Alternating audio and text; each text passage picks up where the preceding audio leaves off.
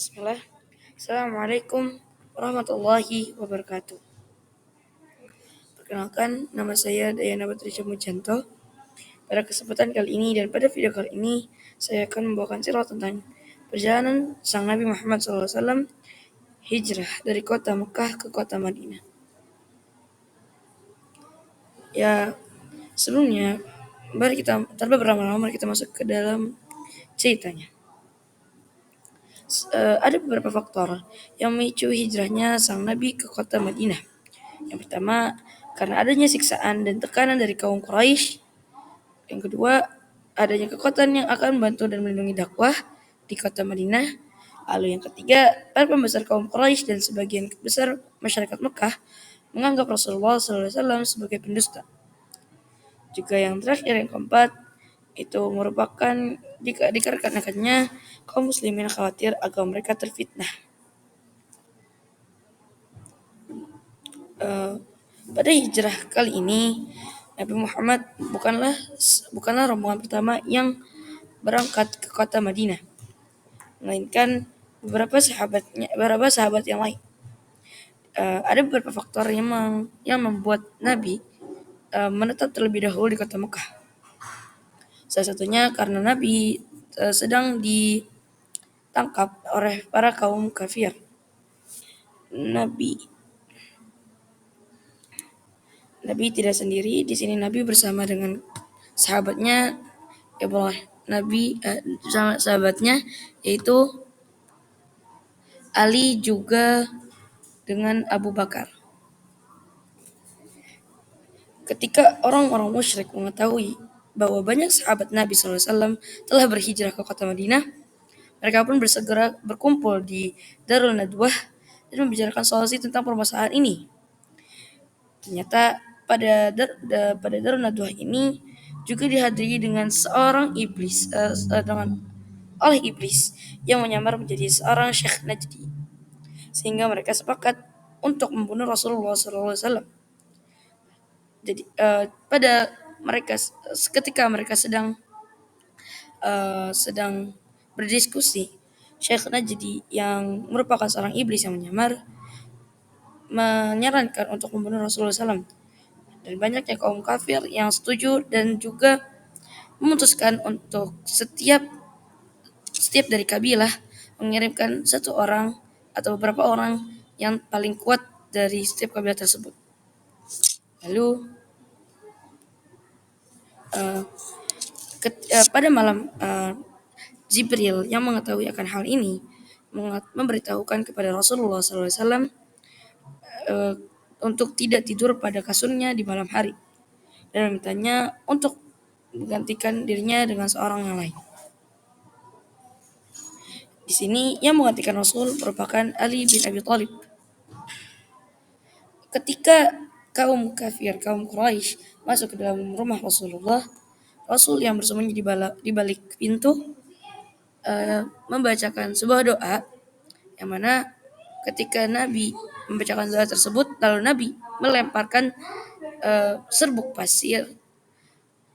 Ajaibnya, para kaum kafir Quraisy tidak bisa melihat Rasulullah SAW. Dan dengan mudah Nabi Muhammad SAW keluar melalui pintu tersebut. Ketika kaum kafir Quraisy sampai pada kamarnya Nabi, disitulah kaum kafir Quraisy menyadari bahwa yang berbaring pada kasur Nabi bukanlah Nabi, yaitu Ali bin Abi Thalib. Setelahnya, Ali pun ditangkap oleh kaum kafir Quraisy dan diinterogasi, juga disiksa terus-terusan. Setelah itu, Nabi Muhammad SAW pergi ke rumah Abu Bakar. Mereka mendiskusikan tentang apa yang akan mereka lakukan seterusnya. Setelahnya, mereka pergi ke Gua Sur. Ya, di sini ketika mereka sampai di Gua Sur, kaum kafir Quraisy terus mencari jejaknya sang Nabi juga Abu Bakar. Seketika kaum Quraisy pun terpikirkan untuk mendatangi rumahnya Abu Bakar. Namun ternyata di rumah Abu Bakar hanya ada putri Abu Bakar yaitu Asma. Ketika mereka sampai, mereka membentak Asma dan memaksanya untuk memberitahukan tentang hal hal tersebut. Di mana Nabi sekarang dan apa rencana mereka seterusnya. Sampai salah satu dari mereka menampar pipi Asma sehingga anting-antingnya Asma pun berjatuhan. Masya Allah, sebuah tragedi yang sangat sungguh berat pastinya. Namun di situ Asma pun bungkam dan tidak memberitahukan sedikit informasi pun kepada para kaum kafir Quraisy. Setelahnya kaum kafir Quraisy pun meninggalkan rumah Abu Bakar dan terus mencari jejak. Mereka memperketat jalan-jalan menuju Madinah. Sedangkan antara Gua Sur dan kota Madinah itu jalannya merupakan dua jalan yang berbeda. Jadi untuk perumpamaan mungkin ke kota Madinah itu ke bagian kanan, sedangkan Gua Sur berada di bagian kiri. Seperti itu. Selama mereka mengumpat di Gua Sur, uh, mereka mengumpat di Gua Sur itu selama berhari-hari. Jadi nggak cuma 1-2 hari, tapi berhari-hari, berminggu-minggu dan ya sampai kondisi di luar itu aman untuk mereka berangkat pergi ke kota Madinah. Jadi disinilah Asma mengambil peran. Di sini Asma merupakan satu-satunya orang yang mengantarkan makanan dari rumah Abu Bakar ke Gua Sur. Disitulah Asma mendapatkan julukan sang pengikat yang memiliki 2 ikat pinggang, pemegang 2 ikat pinggang. Lalu siapakah yang menghapus jejaknya Asma? Jadi pada zaman dulu kan pasti penuh dengan pasir.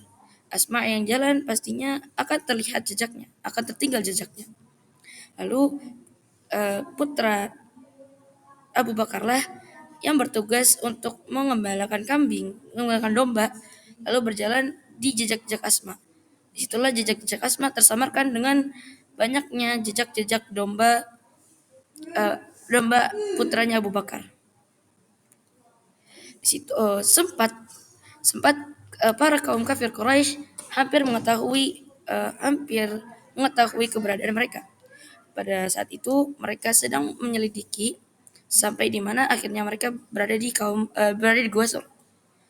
Namun ajaibnya dengan kuasa Allah mereka sama sekali tidak melihat keberadaan sang Nabi juga Abu Bakar. Ketika keadaan di luar sudah lebih tenang dan lebih aman, mereka pun berangkat ke Madinah. Setelahnya Ali bin Abi Thalib pun menyusul. Mungkin sekian dari cerita saya. Mohon maaf bila saya memiliki kesalahan dalam penyampaian sirah nabawiyah ini. Mungkin segitu saja. Sekian dari saya. Wassalamualaikum warahmatullahi wabarakatuh.